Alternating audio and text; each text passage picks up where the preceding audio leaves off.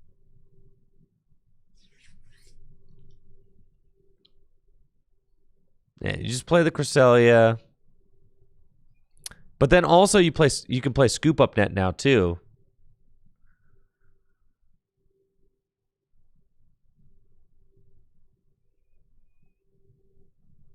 Why don't Psychic decks play Monkey Dory? Because this isn't standard format where Pokemon are surviving hits all the time. And some Psychic decks do play Monkey Dory. Some do. But in standard format, Pokemon are a lot bigger and they survive more hits. So that Monkey Dory has more options. You also have more self-damage abilities. Some Psychic decks do play Monkey Dory and have seen a lot of success doing that. So, like, it's inaccurate to say that no Psychic decks play. Some do, but it's just not as good as it is in Standard. Play, like, Scoop Up Net. Scoop Up Net's a card messing around with.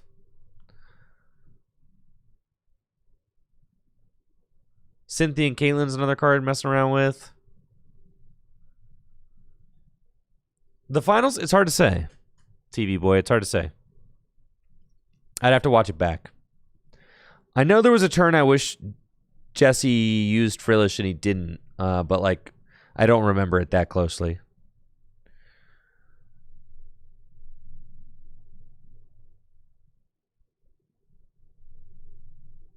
Yeah, I think having a way to just kind of like... What's up? Oh.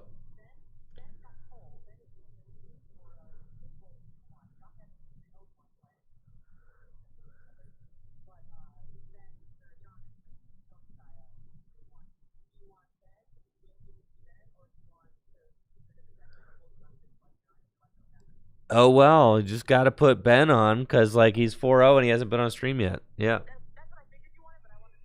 Yeah, you got to put Ben on. Yeah. All right. All right, guys. Unfortunately, Ben got paired into Cole again.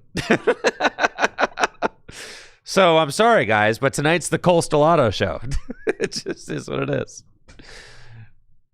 Yeah, tonight's the Cole show. But the other side of the bracket, or the other pairing, like that we could have shown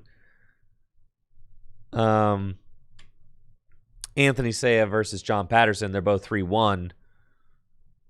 Or I think John Patterson's 3-0-1. Yeah, 3-0-1 versus Anthony is 3-1. So like, but Ben hasn't been on stream yet. This could be Ben's first badge of the year. So like, I feel like you kind of have to put Ben on stream. Even though this will be Cole's third time on stream tonight. Just is what it is. Especially Ben is, like, it'd be egregious to not put Ben on stream. He's undefeated. He's the only undefeated in the room. So, unfortunate that it's, you know, Cole. I mean, who doesn't like to see Cole for the third time? Like, that's all right. But yeah, Ben's 4-0. We got to put him on stream. Also, the storyline, too, could be his first badge of the season. Now, John Patterson is also 3-0-1. So if John wins and Ben loses, then John wins. So John also playing for a badge here if Ben loses. Also, the dope thing about Ben and Cole being on stream is that I don't need to update the left side of my overlay. So you got to think about that. It's pretty nice.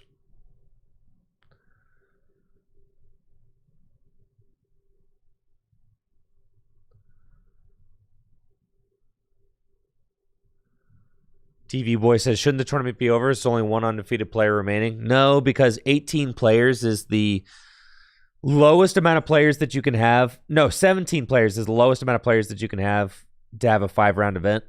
So sometimes with ties and stuff, just weird things happen. I think it officially kicks up to 5 rounds if you have 17 players.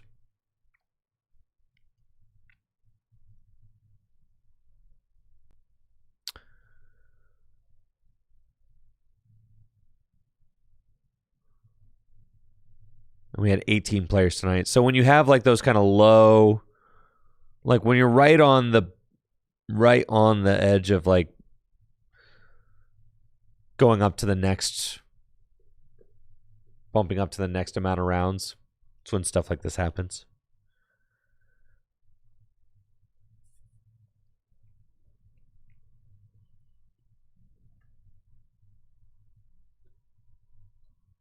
Oh yeah, dude. All right, I can turn the Ravens game off. We're up 20-6. We should be all right? Like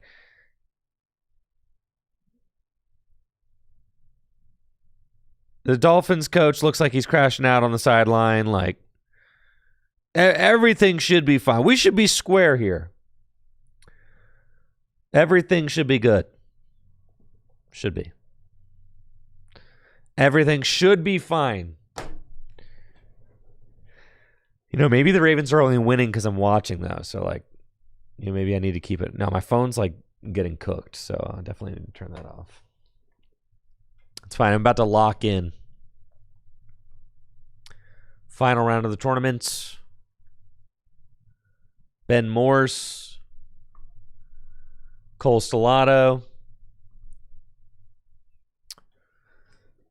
Ben Morse's opportunity to win his first badge of the season.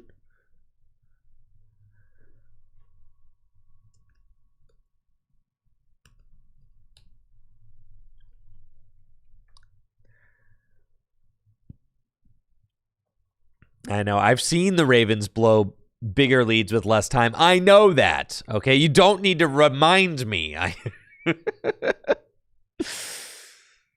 Looks like Cole's up first.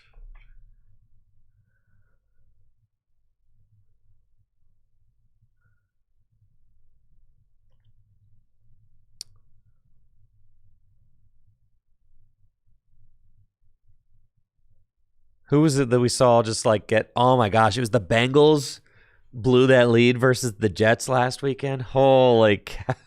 That was so sick though. As a Ravens fan, that was beast. That was beast to watch. You know, I'm happy for Joe Flacco. I'm glad he's having fun playing football. Getting to play meaningful games of football at the age of 40. I mean, like, that's awesome.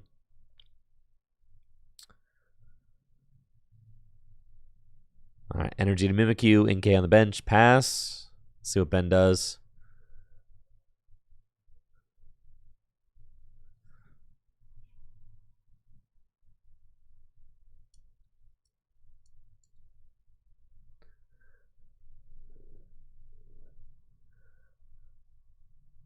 Ben Moore's got the suing heavy ball. Frillish could go in with an early item lock, but then maybe Mimikyu could return item lock.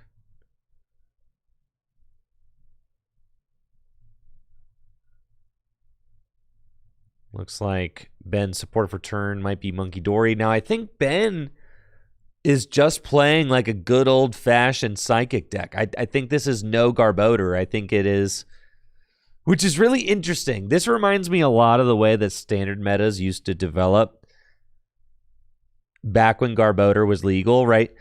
Like the Garbodor versions of decks were always slightly weaker in the mirror than versions that just went pure consistency. But then like the Garbodor versions were often better versus like everything else. So it's like once Garbodor becomes like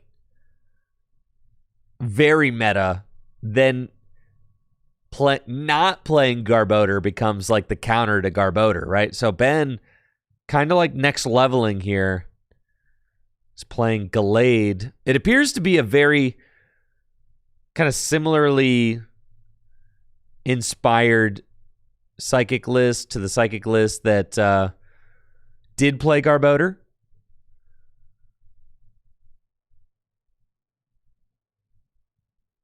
And I think here, with research in hand, like, yeah, dude, just go item lock.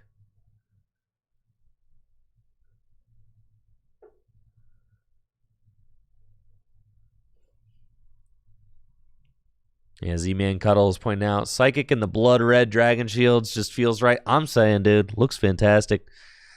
Got both Ben and Cole. The Blood Red Dragon Shields looks great.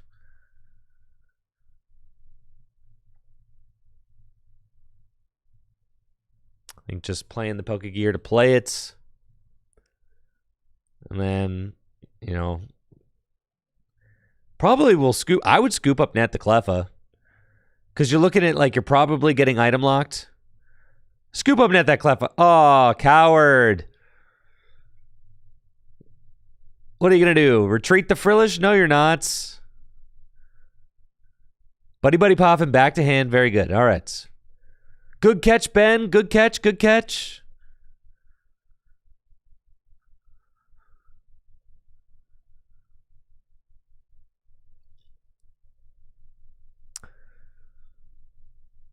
I don't know if you play the boss here, but like I get it. And then Cole just going to use Filch to draw 2 on the Mimikyu. Ben immediately goes Floatstone. Scoop up Net the Cleffa. Now you could scoop up Net the Cleffa for sure. And then research. Discard your hand, draw 7. Love it. Feels good.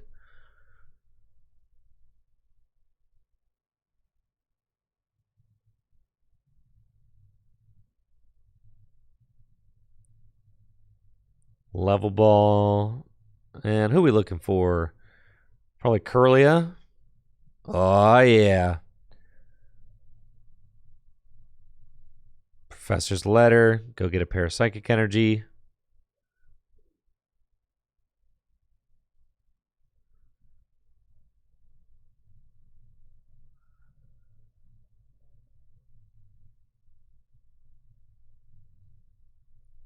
I still feel like Glade's good and all.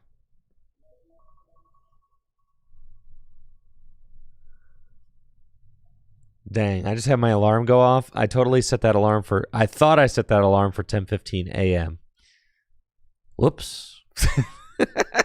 Good thing I didn't end up needing that.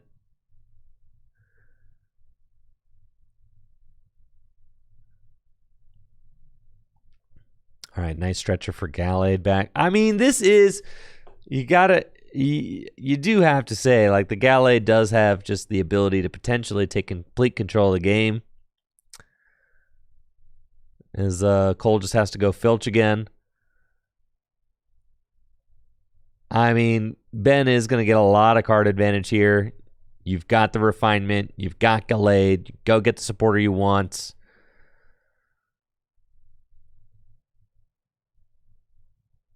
Looks like Ben's going to ditch the Lily's Determination. Yeah, with the Gallade, you play Hexmaniac. Obviously, it's like you don't have the Garbodor. It's fine. You just play Hexmaniac. You're obviously playing way less tools. So that's, you cut the Garbodor, you cut some of the tools.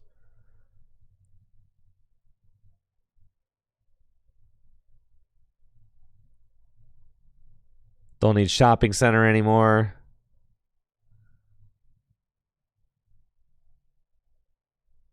Looks like Arvin. Potentially a choice. You could go get yourself a Floatstone to help get that Frillish out of there. Maybe even U-turn board. Looks like Ben's got Buddy Buddy Poffin. Want to continue setting up Pokemon. Maybe go get Inkay. Mimikyu's not a bad grab. Oh, we got the Mysterious Tail Mew in here too. Until just maxing out consistency. And I think that makes sense. If you're, thinking about trying to beat the fighting deck, Garbodor might not be the best way. Oh yeah, Floatstone's already on Glade. Thank you. Garbodor's probably not the best way to beat the fighting deck. Doesn't really seem like, it seems like it probably does you more harm than it does them. Well, I don't know.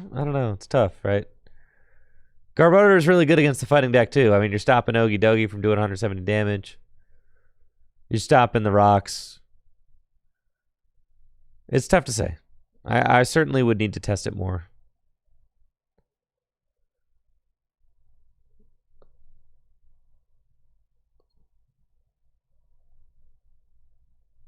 All right, Cole, Cynthia and Caitlin. Discard Hisui and Heavy Ball. Get back a supporter. Gonna retreat into Frillish, and we've got some Frillish gaming, y'all. Let's go. Oceanic Gloom, back and forth.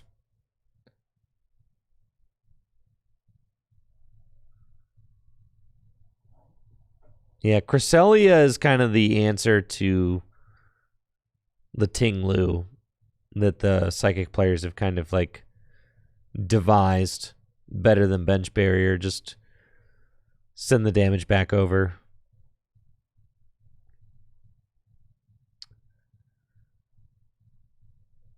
And now Ben can just go get whatever supporter he wants every turn, thanks to Gallade's Buddy Catch ability.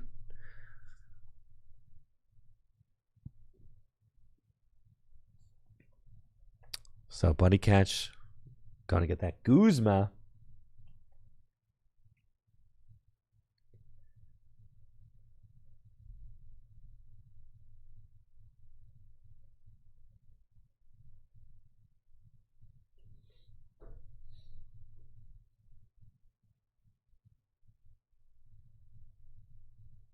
It looks like not to.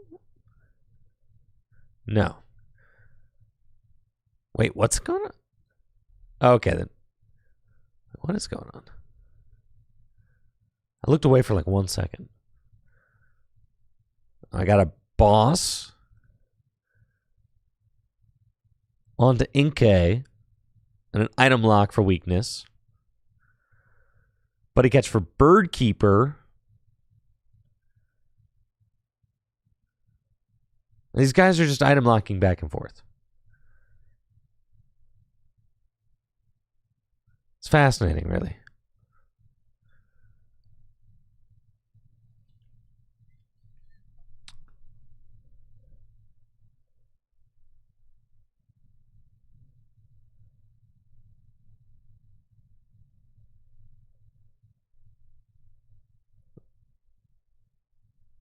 Kind of a fun game, though.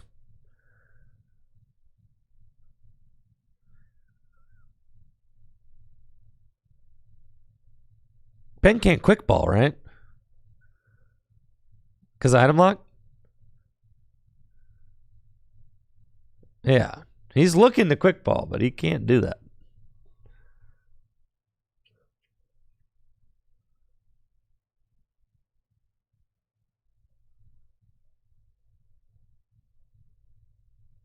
On the turn Ben used Guzma, what happened? I missed that.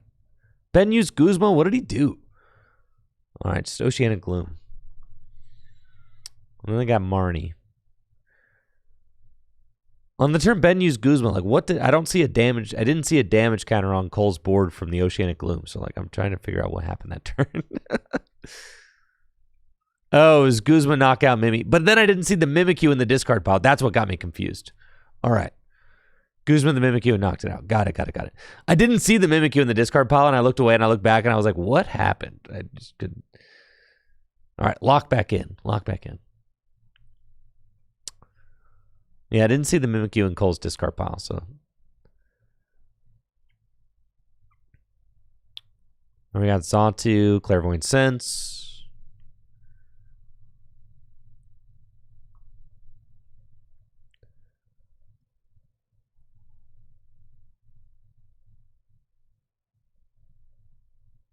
Another Buddy Catch. Eventually you're going to run out of supporters.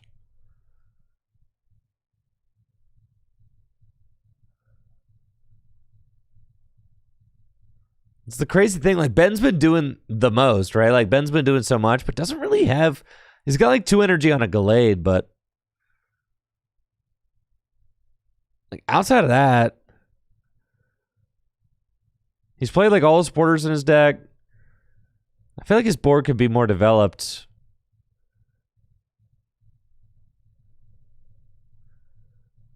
You certainly want, like a big attacker going.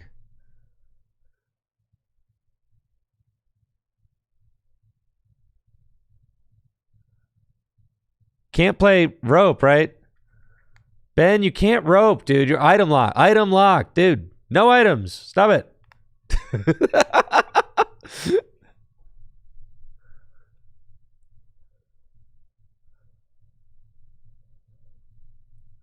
Oceanic Gloom. All right, here we go.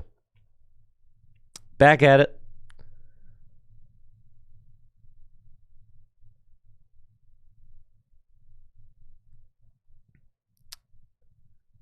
Oceanic Gloom.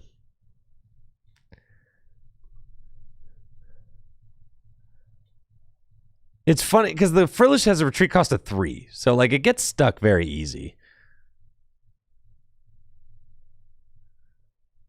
And then you're just in the situation where you're just, like, glooming back and forth. And here we go. Another Oceanic Gloom. More item lock.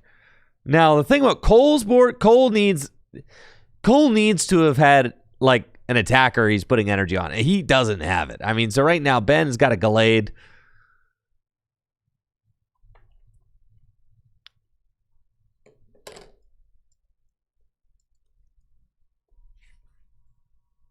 And Cole finally going to take the knockout with his own Frillish.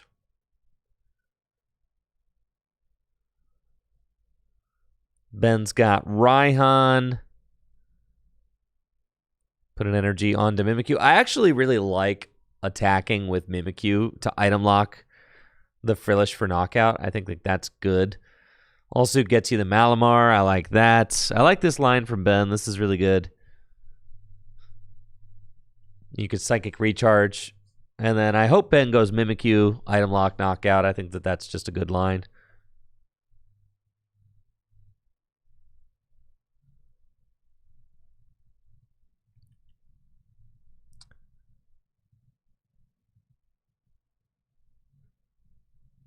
Buddy Catch, take a look.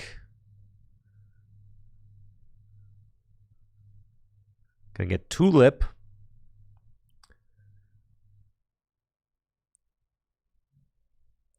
And then Ben kind of seeing that Cole is struggling to keep a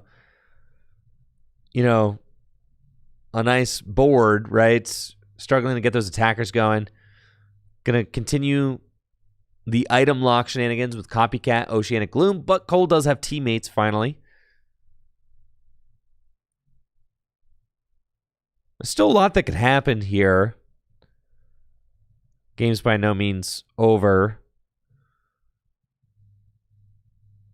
If Cole could get item lock going, not item lock, ability lock.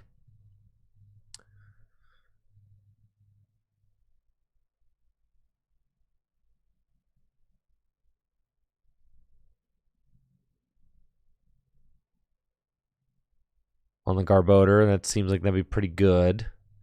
But, like, doesn't really have the cards to get that. Also doesn't have any energy in play, so, like, ability lock's gonna do him more harm than Ben.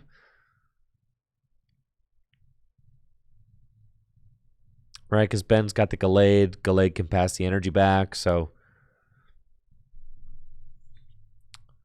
the Gallade is certainly the difference maker right now.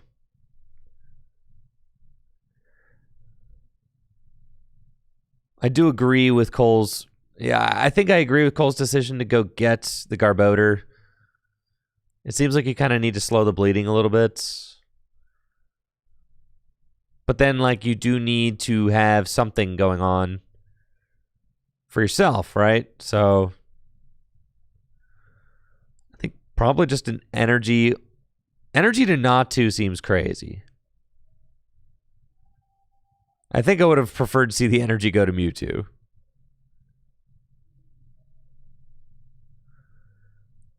The Natu draws a card. I would have preferred to see the energy go to Mewtwo. At this point, Ben is marching towards 3 prizes. Just put the energy on Mewtwo, because then you could always go like Dimension Valley, Mewtwo, swing. So would have preferred to see Cole, because Cole already got Lily's Determination in hand for next turn. So like, Cole didn't really need that extra card. Seems greedy to me.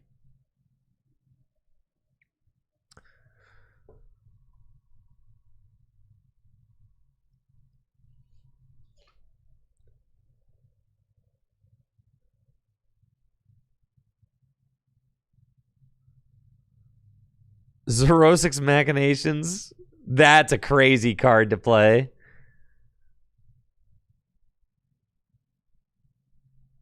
Dude. Forcing your opponent to discard down to 3. Dang, dude. The spice. Just got Zerosic. Yo, Ben should start playing Delinquent. Delinquent. That's a cool card right there. All right.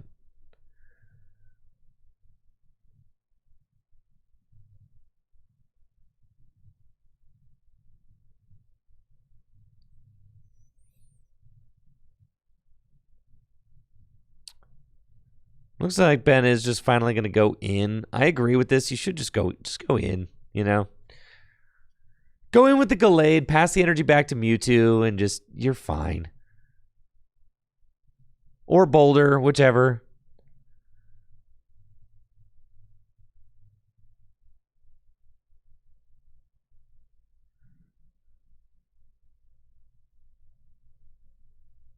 Here comes Big Daddy Gallade. Gonna give that nod to a Swirly with the Swirling Slice attack. Pass the energy back to Iron Boulder.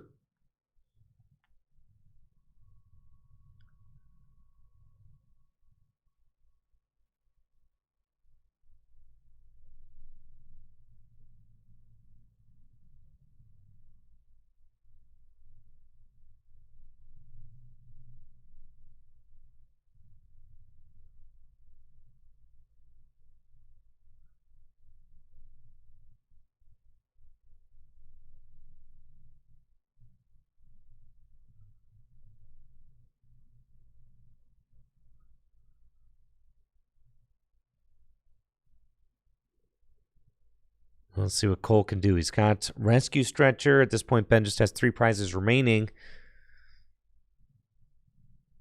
Rescue Stretcher, Mimikyu, Raihan. I mean, the Gallade will go down.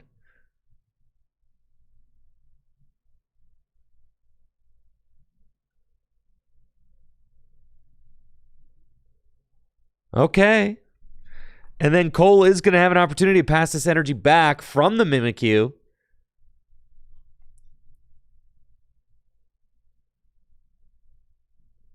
To the Mewtwo.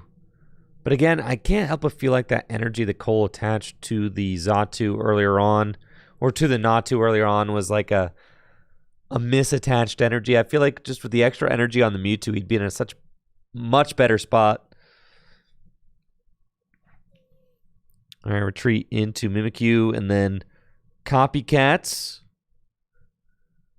Swirling Slice.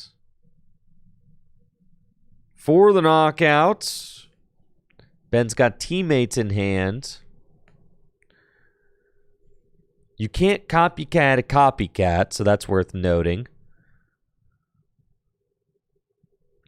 Ben's got a very large hand to work with, and Cole has got 3, so Ben's probably not hand matching.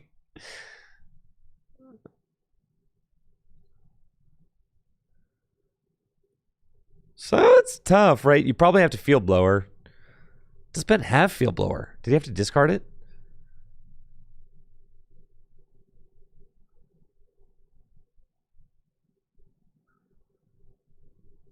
Does Ben have access to Field Blower? I think I saw Field Blowers down, right? God, Garbodor is so good.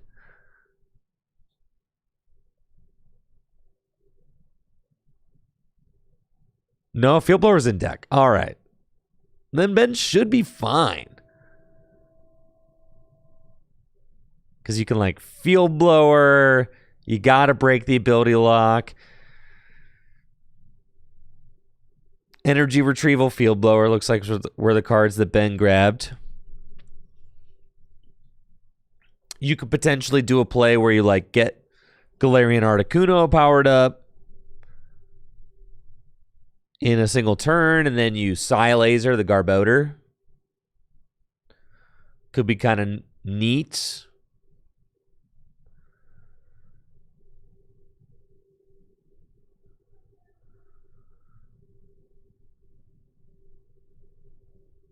Field Blower the Garbodor. Abilities are back online.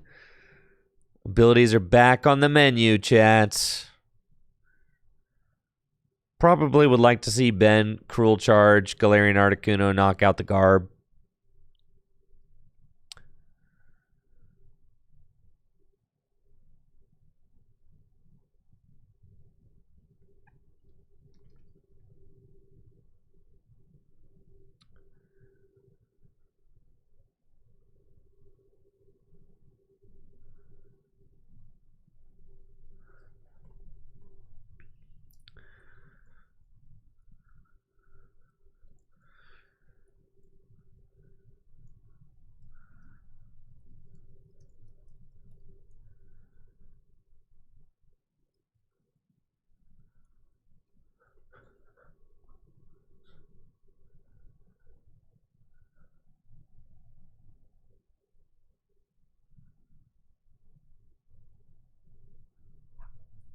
All right, so we got a Clairvoyant Sense.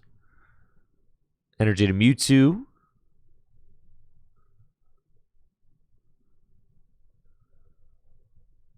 Psychic Recharge. Get another energy into play. Energy Retrieval. Going to power up the Galarian Articuno. So board flooded with energy now.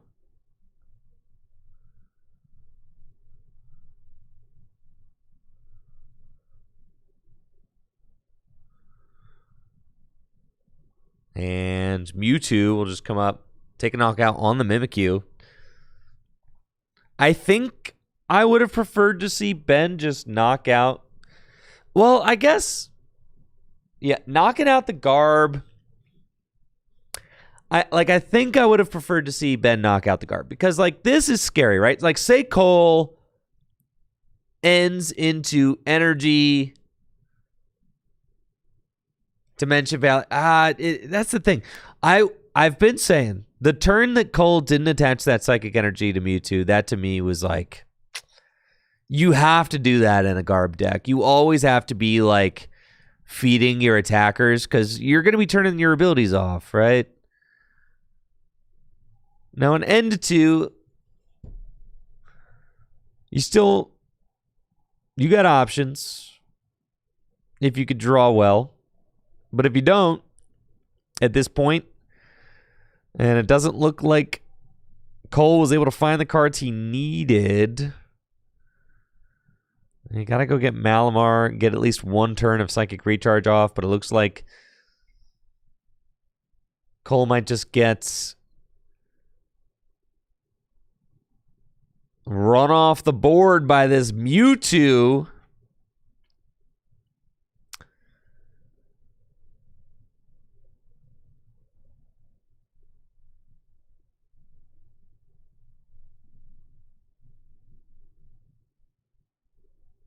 Retreat into Mewtwo. Ooh, this just feels so bad, right?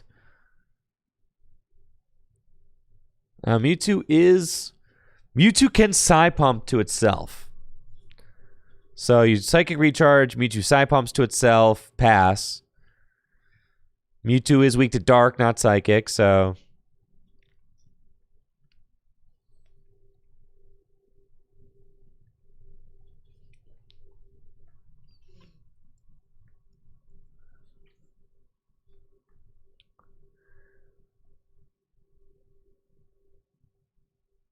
Let's see, Ben's hand. He's got Counter Energy. Palpad. Not a good-looking hand.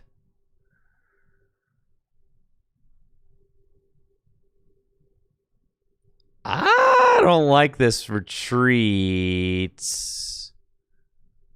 I guess if he's coming up with Boulders, Boulder take the knockout with Counter Energy?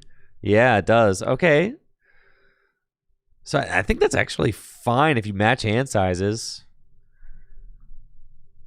Yeah. match 2 card hand. Do it. Yeah, sure. Boulder, knockout. I do like that. Okay.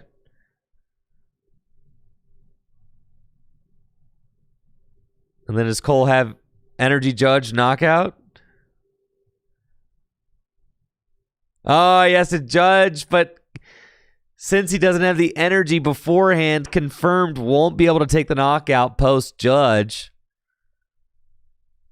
Because he needs either energy or Dimension Valley to do it.